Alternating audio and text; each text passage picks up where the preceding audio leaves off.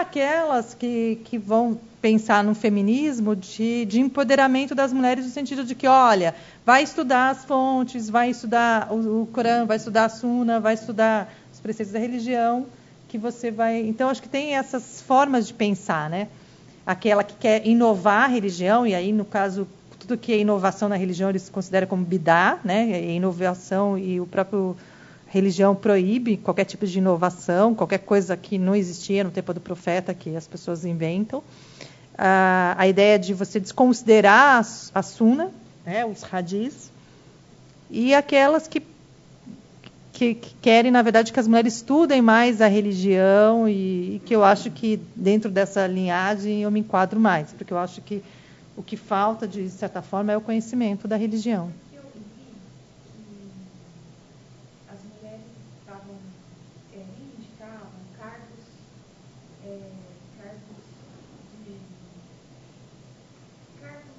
jurídicos, justamente para participar dessa reconstrução, dessas reinterpretações e tudo mais. Né? E isso fazia parte dessa frente de luta feminista. Sim. E que isso, na verdade, acaba sendo um dissenso dentro da comunidade islâmica, porque eles não sabem o que é o feminismo. Então, várias pessoas até vêm e falam assim, ai, Franci, não fala que é feminismo, porque isso é islâmico, não tem nada a ver com o feminismo. Então, eles não conseguem um pouco de separar o que é o conceito de feminismo da religião. Eu entendo, como da poligamia do casamento, não é poligamia, é casamento, né? Como se fossem coisas pejorativas, dissociadas, né? O que eu tento falar dentro da comunidade, justamente, olha, o conceito de feminismo, né? O movimento feminista, ele surge na década de 60 por uma série de questões. E essas questões são, de certa forma, uma forma de reivindicar aquilo que a mulher não é, como fala? Não é dado à mulher como direito, né? Então, é uma conquista. Então, se no Corão está dizendo que a mulher tem conhecimento, se tem os exemplos da Aisha, da Fátima, da Hadija, então por que isso ainda não é difundido dentro da comunidade? Então, as feministas estão olhando para isso, e elas vão reivindicar justamente esse papel da Aisha, esse papel da Hadija, né, o direito de eu escolher meu marido, de eu pedir meu marido em casamento. Então, acho que isso, de certa forma, ele acaba aparecendo fortemente, né? Meninos, vai rolar ou não vai rolar? Ai, foi metade da minha aula.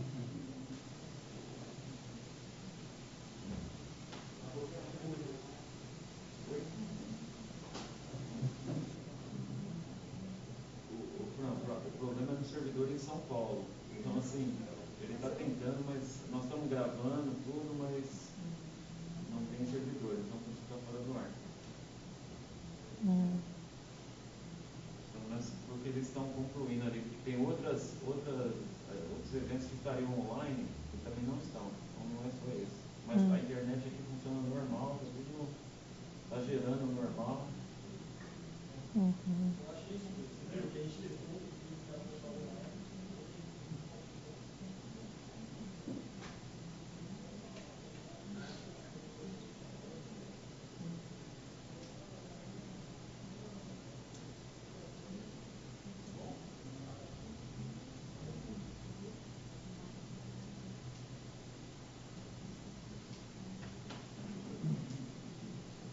Bom, isso aí nós vamos ter que disponibilizar depois na internet para o pessoal. Mas será que não vai voltar? Será que não tem como falar com São Paulo? Ele ainda está negociando com a Clélia, ele está ligando em São Paulo tem. Mas assim, isso não é nada aqui que ele possa fazer. É alguma coisa que depende de algum computador que está na nuvem, lá em São Paulo. Mas aí tinha que tentar ver. O problema é só como informar isso para as pessoas, né? Não consigo. Eu estou tentando informar aqui pela internet, mas... Ah, tá, você tem um Face, né? Mas mesmo assim, A gravação continuou, praticamente, ele só interrompeu por um segundo agora para tentar fazer uma retomada, achando que tinha possibilidade, mas assim, a exceção da sua última fala agora que convém, enquanto a gente fazia lá, o resto está tudo dentro do vídeo.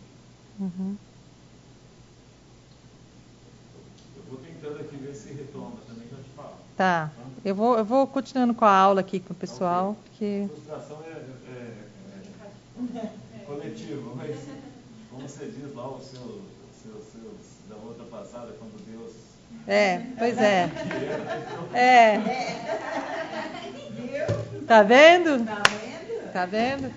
Bom, olha aqui, o pessoal que não está online me ouvindo agora, eu vou repetir o que o Rony acabou de dizer, se esforçarem da nossa parte, concretizarem com Deus. Então, vocês vão ter que assistir a minha aula depois, mas, alhamdulillah, tudo é por vontade de Allah. Então, vamos retomar aqui, porque a gente tem um tempo, tem um prazo, e a gente não sabe se vai voltar ou não. Então, vamos a Fátima, vamos continuar com Fátima, né? Então, é essa a ideia de que Fátima é um pedaço de mim, né? O profeta a denominava por vezes de Fátima, a mãe de seu pai, né? Porque realmente ela agia como ele, mais como mãe do que como filha. Então, esse papel se inverteu muito, né? Depois que a Hadija morre, Fátima vira, de certa forma, uma mãe do profeta Muhammad, né? Tem todo um cuidado com ele, um trato com ele. Então, disso, de certa forma, faz com que o papel dela, né, como cuidadora do profeta, seja... E essa questão também, eu acho que é muito bonito de ver, o relacionamento que as filhas têm muito com os pais, né? Com cuidado com os pais, com as pessoas mais velhas. Então, acho que Fátima é um grande exemplo disso, né? Do cuidado com o pai, né? Do respeito à vontade do pai e esse cuidado mesmo, essa cumplicidade que eles tinham, né? A Fátima teve 4 filhos, sendo os 2 primeiros do sexo masculino, né? O Hassan e o Hussein, e as 2 filhas, né? A Zenaib, a mais velha, e a Uma, né? Que é a caçula. Fátima Zahra, extremamente devota, sempre voltada às citações do Corão, preces e súplicas a Deus Supremo, e constantemente o mencionava em todas as ocasiões. Seu filho, o imã Hassan, dizia: não existe alguém no mundo tão devoto quanto Fátima, minha mãe. Ela orava e se ajoelhava até suas pernas incharem. Então, vários relatos que li sobre Fátima diziam da devoção que ela tinha, né? Então, esse momento que eu contei para vocês, por exemplo, quando ela vai ter com o profeta e que ela está passando por uma necessidade, ela volta e o relato ainda conta que ela continuou rezando e ela dizia para o Ali: não, meu pai não pode fazer muita coisa, vamos continuar pedindo a Deus, suplicando, que é um hábito muito islâmico, né? De um irmão pedir para o outro: suplica por mim, né? Faça súplica por mim, pede por mim, faz doar por mim, né?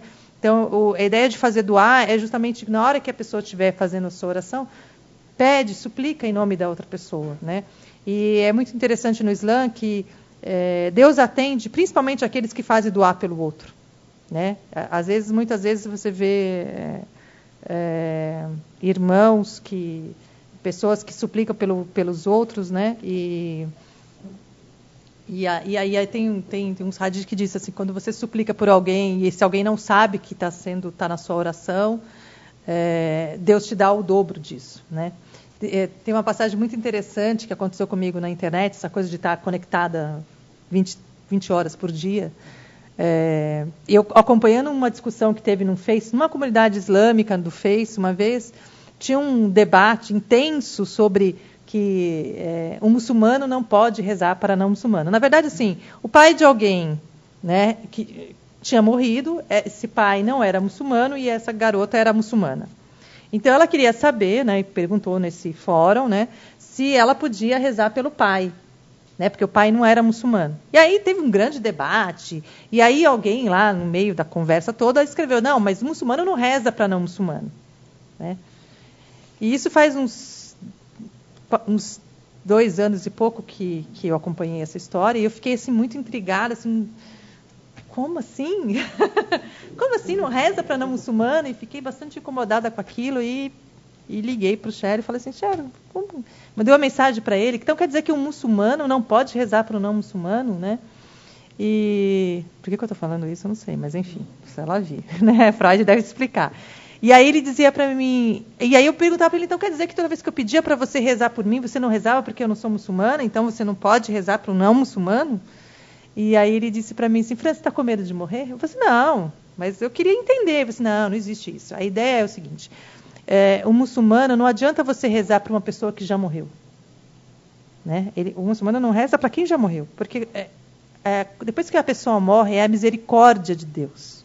Não está na sua mão. Enquanto a pessoa está viva, depende da sua oração, da sua súplica, né? Deus vai estar ouvindo. Depois que a pessoa morre, ele já está ou não perto de Deus, né? Então é com ele. Não adianta você suplicar para alguém que já acabou a história dela na Terra, né? E aí era muito engraçado, né? Ele falando assim, olha, pensa nisso, né? Porque você está tão preocupada com isso, né? E aí foi um desenrolar bonito a nossa conversa depois. Mas para entender que existe sim esse cuidado de suplicar pelo irmão, de suplicar pelas pessoas, de que você está... E que você, obviamente, se a pessoa está em vida e se você pede para um muçulmano rezar por você, certamente ele vai rezar, né? E a Fátima, acho que é esse grande exemplo dessa mãe, né? Como o Hassan vai dizer, né? Minha mãe suplicava o tempo todo por todos, né? Ajudava e pedia e suplicava, né? Eu achei bonito numa experiência numa casa de uma amiga, uma vez que eu cheguei e aí eu estava perguntando, onde que a sua mãe está? Minha mãe está lá no quarto suplicando pelos fulano. Não, mas ela vai passar a tarde inteira suplicando, ela vai passar a tarde inteira suplicando, né? Rezando, né? E acho que isso, de certa forma, vai trazendo esse conforto. Então, acho que quanto mais a gente fica chateado pela história da conexão, porque isso não depende de nós, efetivamente, mas a ideia de que isso também faz parte, né, da gente lidar também com a nossa paciência, com o nosso discernimento. Acho que as dificuldades no Islã é muito claro, assim, tem aquela passagem que diz assim, há facilidade na adversidade. Então, as pessoas que não conseguem ouvir, elas estão lá, obviamente, frustradas, angustiadas. Porque seria bom terminar a aula, não sei o quê. As pessoas que estão aqui, às vezes, estão preocupadas. Nossa, mas eu tenho que sair daqui 5 horas. Se a aula não acabar 5 horas, eu tenho que sair correndo porque eu tenho que fazer isso. Então, cada uma tem uma demanda, né? E as coisas acontecem, do ponto de vista islâmico, para a gente lidar com a nossa impaciência, né? E várias passagens da história de Fátima vai dizer muita coisa do amor e da paciência. Ela na biografia dela, era muito clara lidar com... Porque, embora tenha sido filha do profeta, ela não teve uma vida fácil, tranquila, né? Porque pensa assim, nossa, filha do profeta, está tudo resolvido, né? Quem dera eu ser filha do profeta, né? Já estava tudo resolvido. Não, ela era, na verdade, aquela que se sacrificava pelos outros, né? Ela tinha uma doação muito grande. Então, muitas das passagens do Corão trazem isso claramente, né? Tem uma passagem que eu coloquei, né, que vai falar um pouco dessas relações de gênero, que vai dizer, seu Senhor nos atendeu dizendo, jamais desmerecerei as obras de qualquer um de vós, seja homem ou mulher, porque procedeis uns dos outros. Quanto àqueles que foram expulsos dos seus lares, emigraram e sofreram pela minha causa, combateram e foram mortos, absorvê-los-ei dos seus pecados e introduzirei em jardim, abaixo dos quais correm os rios, como recompensa de Deus. Sabeis que Deus possui o melhor das recompensas. Então, várias das situações que a gente possa ter entre homens e mulheres, sejam as mulheres do profeta, sejam os homens que ajudaram o profeta, todos aqueles, né, que receberam a palavra, que tiveram lá no advento do Islã, eles foram as pessoas que foram colocadas à prova. Então, isso faz a gente entender também, quando a gente vê um muçulmano como um palestino, que já perdeu pai, mãe, perdeu casa, perdeu tudo, e aquela pessoa continua resistindo, né? Até um cartaz que eu coloquei, eu dizia assim, você não vai desistir? Não, eu sou palestino. E não é só ser palestino, é ser muçulmano. Então, a pessoa ela cresce desde pequeno dizendo da resistência e da paciência que ela tem que ter nas adversidades. Então, ela vai olhar que tudo aquilo também é uma recompensa. Há um momento de adversidade para um muçulmano, ele sabe que no fundo ele tem uma recompensa. Então, ele não está preocupado, embora a gente saiba que nós temos, o ser humano tem as suas fraquezas, tem dia que ninguém ninguém está acreditando em nada, ninguém está tendo esperança de nada, mas o tempo todo sempre vai ter um muçulmano para dizer para o outro irmão ali, olha, escuta, a nossa vida não é aqui, a nossa recompensa não é aqui, as nossas benesses não é aqui. Então, por que você está desesperado? Então, deixa na mão de Deus, porque Ele sabe o que é melhor. Então, a diversidade é esse exercício. E a Fátima, de certa forma, quando a gente olha para a história dela, é essa história. Ela perde os filhos são assassinados, há toda uma batalha, toda uma briga entre grupos, né? Porque, na verdade, os grupos vão se confrontar, né? Os grupos dessa sucessão do profeta Muhammad. E aí, assim, como é que a gente olha para isso? Olha, antropologicamente, dizer que cada um tem a sua verdade. Né? Cada um acredita na sua verdade. Né? Qual é a verdade? Para o antropólogo, não tem a menor importância. Né? Qual é o grupo que tem razão nas guerras, nas lutas entre si para a sucessão? Não importa. O que importa é que tanto um lado quanto o outro teve perdas, teve sofrimento. E que esse sofrimento, quem é que vai julgar do ponto de vista islâmico? É Deus. O resultado disso tudo, o que está certo, o que está errado, não depende dos seres humanos. Então, embora as pessoas digam assim, isto é o Islã correto, isto é o certo, isto é o melhor, no frigir dos ovos, na hora dessa revelação, são os humanos. Né? Eu postei um vídeo essa semana muito interessante da diferença entre cristianismo e islamismo. Não sei se vocês conseguiram ver no Face. Bem interessante. Que, na verdade, uma pessoa estava perguntando para um sheik se ela, sendo uma católica, uma cristã, ela também não entraria no céu, ela também não seria recebida por Deus. E ele disse sim. Por que não? Não é porque você não é muçulmana que não recebe. E aí ele começa a dizer o que é Jesus. Né? Você acredita no profeta Jesus, mas o profeta Jesus nunca disse que ele era Deus. E aí ele vai recitando a Bíblia e dizendo várias passagens, né, que o profeta dizia assim, olha, você não vem a mim senão ao Pai primeiro. Então ele vai citando várias passagens da Bíblia para explicar por que se ela for uma boa cristã, ela também vai ser avaliada por Deus e será julgada por Deus da mesma maneira. E com certeza, se ela for uma boa cristã, ele certamente vai ter misericórdia por ela. Então, o Islã ele tem essa maneira maleável, vamos dizer assim, de você olhar para o outro que é fiel e da prática do outro. A única coisa que é muito rigoroso, por exemplo, é a ideia de monoteísmo. Né? Então, ser monoteísta é um grande fundamento. Então, um homem muçulmano, por exemplo, ele pode casar com uma cristã e pode casar com uma judia. Porque são mulheres monoteístas. Né? Então, isso é muito claro dentro da religião, né? Porque o Islã ele surge justamente para combater o politeísmo, né? Quer dizer, a adoração a outras imagens, a adoração a outros símbolos, aquela variedade de cultos que você tinha. Né? Então, se a mulher é monoteísta, não há nenhum problema, não há um interdito no Islã para o não casamento. Né? Aí a questão do casamento, monogamia, poligamia. Né?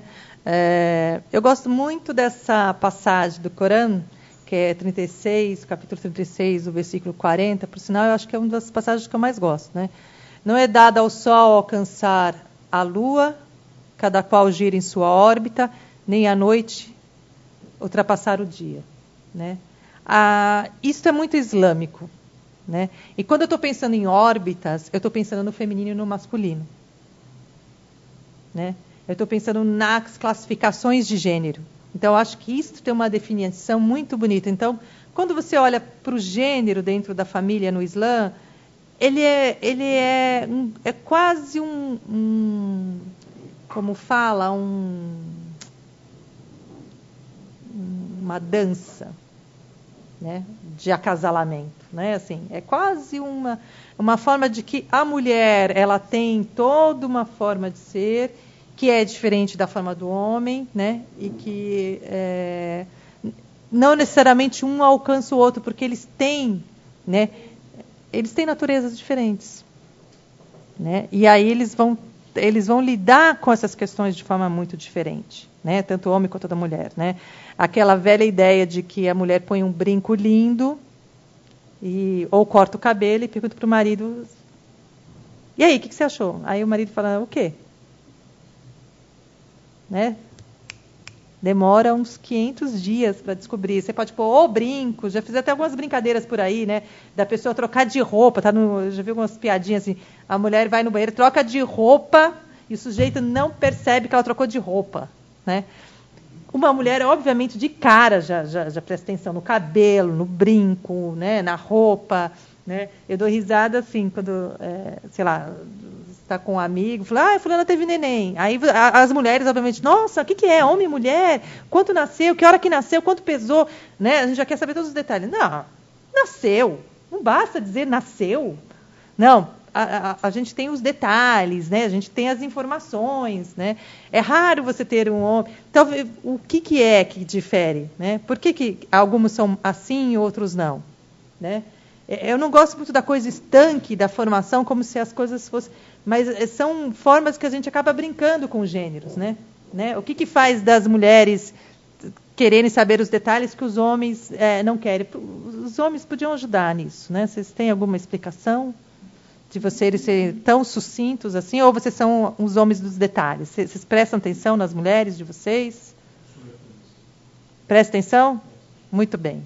Quando ela corta o cabelo, você sabe que ela cortou o cabelo? Quando pintou, eu sei que pintou. Se é que troca de roupa, porque trocou de roupa. E vocês, não prestem atenção em nada? Na mãe, na irmã? Atenção sim, mas detalhes, não. Não observa nada, né? Gente, é melhor vocês começarem a observar, porque as mulheres são muito sutis em algumas coisas. Em outras não, mas em algumas... Tem até uma brincadeira de quando a mulher diz não, é porque ela está dizendo sim. Quando ela diz sim, ela está dizendo não, né? Aí eu até brinco assim, quando eu estou dizendo sim, eu estou dizendo sim. Quando eu estou dizendo não, eu estou dizendo não. Então, não me venha com meias palavras, porque eu não tenho meias palavras, né? Então, esse feminismo no seu inverso. Depende do homem também não notar certos... O é sim, se é sim, se é não... Querida, minha delicadeza, ela acaba na minha verdade. Eu estava falando até para o Cheryl hoje, assim, eu estou tentando ser delicada. Assim, França, mas você é delicada? Não, Cheryl, eu tento. Querido já é uma forma de bater firme. Querido, filho, olha, chamou de... Essa palavra querido, no fundo, te pega lá fora. Você acha? Fala mais sobre isso. Acho que não, acho que tem... Não, eu acho que assim, eu acho que as pessoas, elas têm uma forma de lidar com o outro. Eu admiro algumas mulheres muçulmanas porque elas são extremamente delicadas. Eu jamais seria uma pessoa tão delicada, né? Eu acho que eu estou mais para a Aisha que para a Mahadisha. Mas eu acho muito... Tem algumas mulheres que eu convivi muito tempo, e eu observo, eu olho. Aí eu falei assim, nada te irrita? Não irrita, mas quando é que você... Você, sempre tem o momento certo. Então, essa sabedoria eu não tenho, porque eu sou... O momento certo é agora, né? Então, vamos agora. É agora e já, né? Então, acho que tem uma forma de lidar, né, com esses femininos. Então, essa ideia de sol alcançar a lua, não é dado para o sol alcançar a lua. Imagina que o meu sol não alcança a lua. Pensa. Então, isso é muito... Você é a lua. Entendeu? Não tem sol, você é a lua. Eu sou o próprio sol, porque eu queimo, né, bem? Então, assim, como assim não chego na lua? Chego na lua. Mas aí a ideia que eu acho que traz o Islã, e o que me fascina estudar a teologia islâmica, é que é a minha paciência que eu tenho que treinar. Ok, eu tenho um temperamento, e várias pessoas, homens ou mulheres, têm o mesmo temperamento que eu.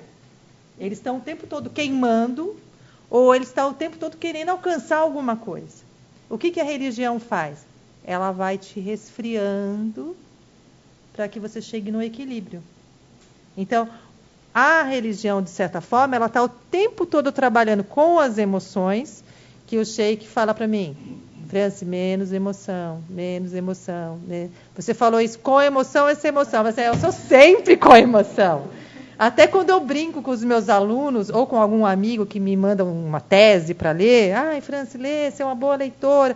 Eu falo assim, olha, você quer que eu leia com emoção ou sem emoção? Até na hora de perguntar se a pessoa quer com emoção, eu já sou com emoção. Então, com emoção é com emoção. Sem emoção é mais ou menos, né? Mas é um exercício. Falar no microfone, porque eles estão gravando. O que eles estão escrevendo aí? Nada? Vai lendo, tadinhos. Ter fé no Islã é dom de Alá ou é busca pessoal? É pessoal. Fé é você. Fé é você. Né? Porque Calvino falava que a fé deriva de Deus. Você não... Deus é que te escolhe, não é você que escolhe ele. Agora, sim. Isso sim. Na verdade, nesse sentido, sim. A escolha é de Deus. Então, Deus me escolhe como islâmico. Não sou eu que escolho ser islâmico. Tem uma parte no Corão que fala várias vezes, Deus encaminha que Ele quer, desencaminha que Ele quer. Então, isso, de certa forma, dá uma tranquilidade para os muçulmanos, porque, por exemplo, o tio do profeta Muhammad, o Abu Talib, ele não se converte ao Islã. Ele ajuda o profeta muito, né? Ele protege o profeta, ele auxilia, mas ele não se converte. Né? Mesmo na hora da morte, quando o tio dele morre, o profeta se lamenta, né, para Deus. Diz assim, nossa, eu sou profeta do Islã, recebo a mensagem e não consegui que o meu tio, né, assumisse o Islã como religião. E aí o profeta, aí Deus manda um versículo do Corão para dizer assim, quase dizendo para o profeta, mas isso não é com você, isso é comigo. Né? E a ideia de que Deus encaminha que Ele quer e desencaminha que Ele quer. Então, está na mão de Deus as coisas que vão acontecendo, está na mão do homem.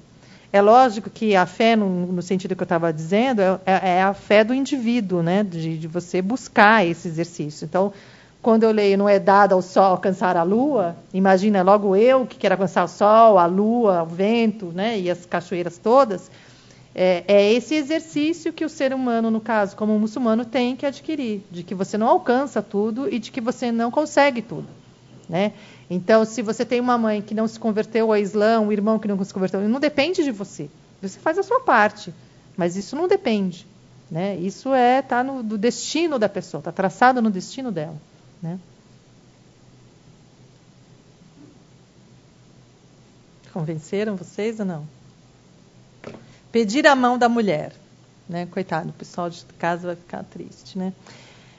O que significa pedir a mão? Né? Então, acho que tem várias delicadezas no Corão e na Suna do Profeta dessas relações de casamento.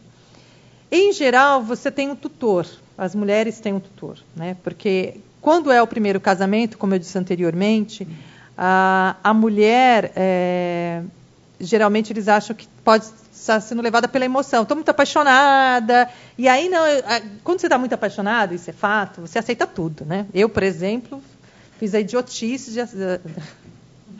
de aceitar o nome do marido e agora estou tendo o maior trabalho de tirar o nome do marido de tudo. Então, aquela ideia de que você é apaixonada, você abre... No Islã, você precisa ter alguém, né, que vai negociar este casamento. Alguém sensato, né? Naquele momento, que não está apaixonado, que vai negociar o seu dote. Né? Porque o dote, ele pode ser de qualquer valor, mas muitas vezes o tutor sabe que aquele marido pode dar mais do que ele está querendo dar. Né?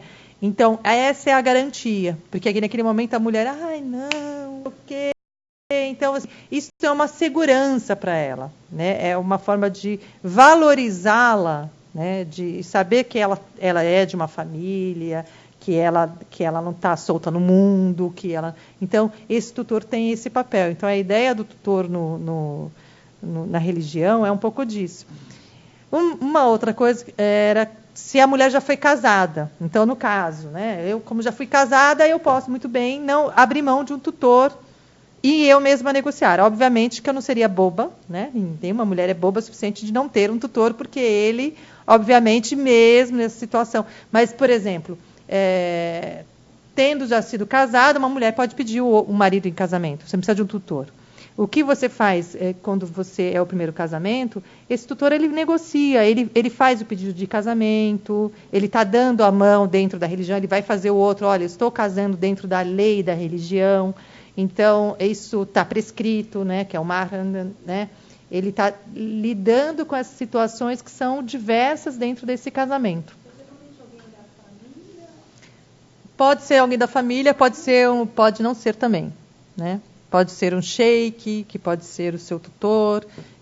Hoje em dia, o que tem acontecido muito, os sheiks têm negociado, tem sido muito tutor de alguns casamentos, principalmente de quando é brasileira com um estrangeiro, e as recomendações, por sinal, dos sheiks, é que quando uma moça brasileira se case com um estrangeiro, que se case no Brasil, e não se case fora do Brasil, porque casando dentro do Brasil, você além de estar regido pelas leis daqui, você tem os sheiks que, em qualquer problema, você tem como assegurar. Agora, você casa lá na Turquia, ou você casa, sei lá, no Marrocos, os sheiks brasileiros, os que vivem aqui no Brasil, não pode fazer muita coisa. Quer dizer, não tem como fazer, porque lá está dentro de uma jurisprudência, dentro de uma regra. Mesmo sendo um casamento islâmico, ele não tem o que fazer, né? Aí a gente entra no casamento, a escola Jafari, que é a escola Shia, ele tem 2 tipos de casamento. Porque no sunismo, você não tem namoro, né? Você casa.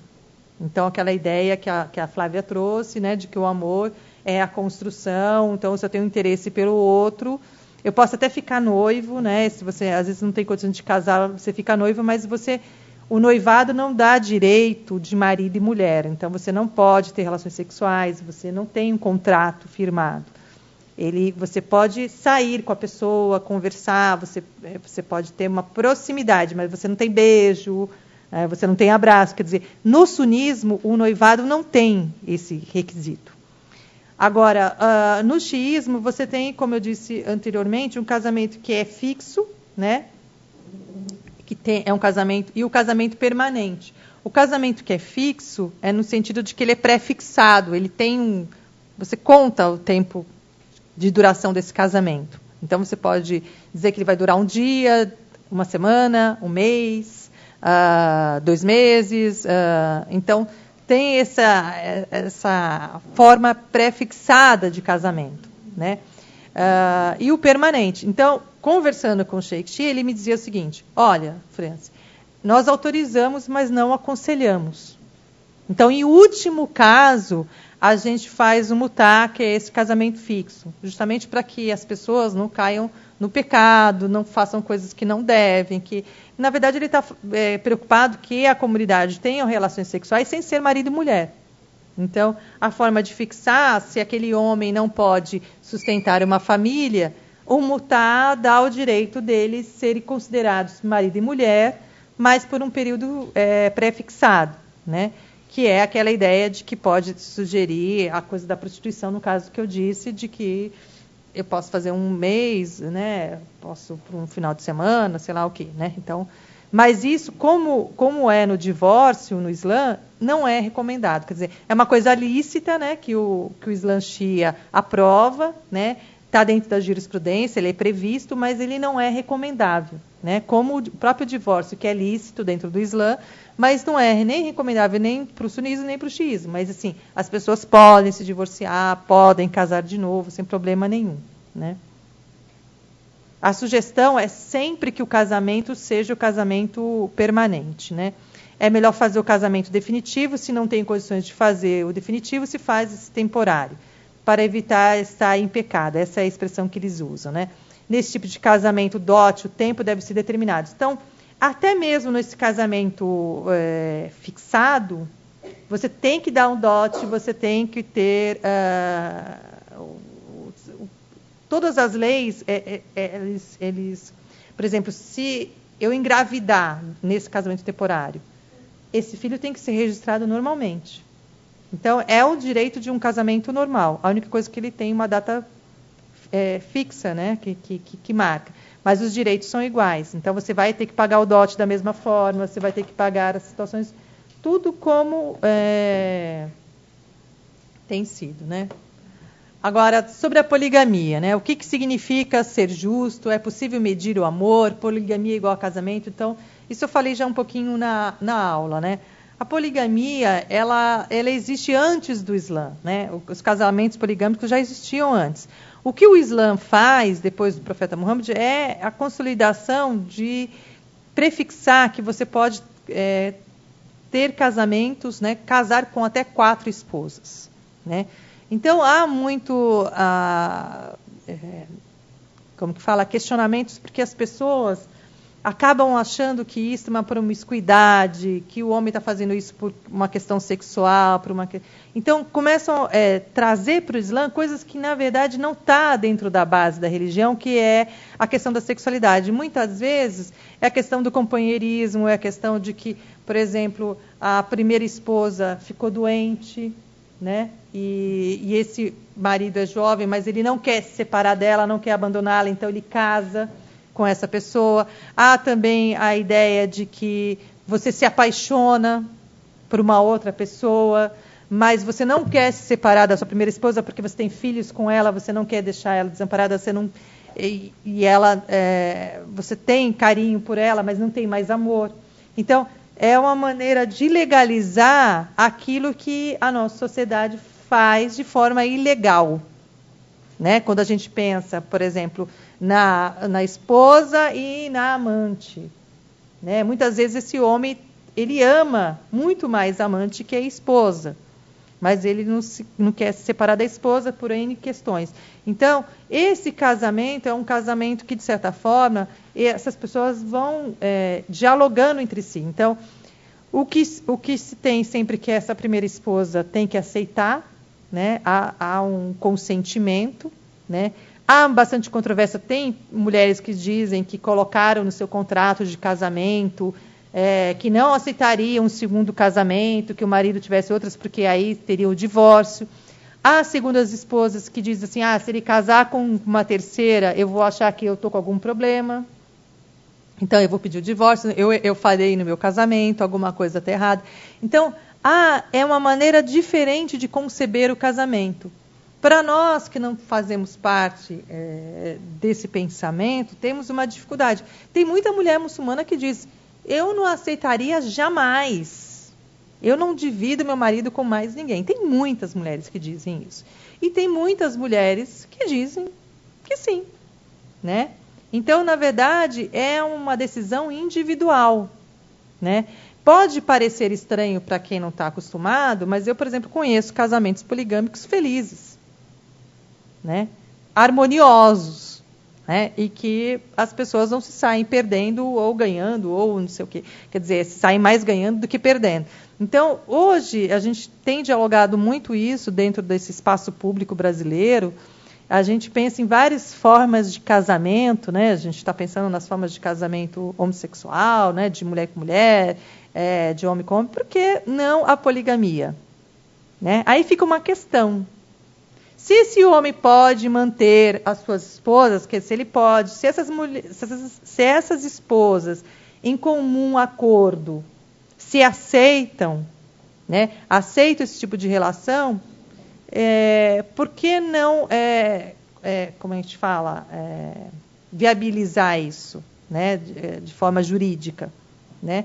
Porque o que acontece muitas vezes, isso vai, cada vez mais a comunidade islâmica vai crescendo em determinadas sociedades, isso vai aparecendo. É lógico que isso é o quê? 1% da comunidade como toda. Eu conheço o quê? 2 ou 3 casamentos poligâmicos no Brasil, né? Não sei se existem mais, mas como que isso, de certa forma, poderia ser pensado, né? É lógico que tem muita gente que não aceitaria, tem gente que aceitaria. Então, e tem muitas mulheres, a gente tem uma sociedade hoje com muito mais mulheres que homens, né?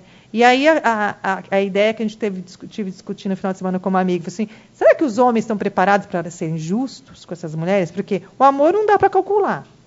Você pode até achar, no caso do profeta, que o profeta amava mais Aisha que as outras esposas, né? E ficou evidente até na hora da morte dele, mas como é que é isso? Né? Como que isso, de certa forma, é pensado? Então, eu acho que é uma questão bastante interessante para a gente pensar a questão de parentesco no Islã, né? Aí eu pus a questão, para pensar parentesco, aquilo que está vedado no Islã, né? Está vedado casar com vossas mães, vossas filhas, vossas irmãs, vossas tias, paternas, maternas, vossas sobrinhas, vossas nutrizes, vossas irmãs de leite, vossas sogras, vossos enteados, a que estão sobre vossa tutela, filha das mulheres com quem tenhais coabitado. Porém, se não houverdes tido relações com elas, não tereis recriminados por desposá-las. Também vos está vedado casar com as vossas noras, esposas de vossos filhos carnais, bem como unir-vos em matrimônio com 2 irmãs. Salvo o fato consumado anteriormente, sabei que Deus é indulgente e misericordiosíssimo. Então, isso, de certa forma, esse versículo do Corão, ele dá um pouco essa linhagem de parentesco com quem que se pode casar, né? Então, isso já um pouco delimita as regras de casamento, de quem pode casar com quem, né? Era isso. O povo não viu, vou dizer assalamu alaikum para o povo de fora, beijinhos, como diz a Ana, só acaba quando a França manda beijinho para Paula, né? Paula, beijinhos, que agora acabou. Uau. E elas não ouviram nada, né, judiação pequena. Está todo mundo ansioso. O que eles estão dizendo? Abre o fim da aula e quando vai ser disponibilizado. Ai, senão eu vou ter que falar tudo de novo, né?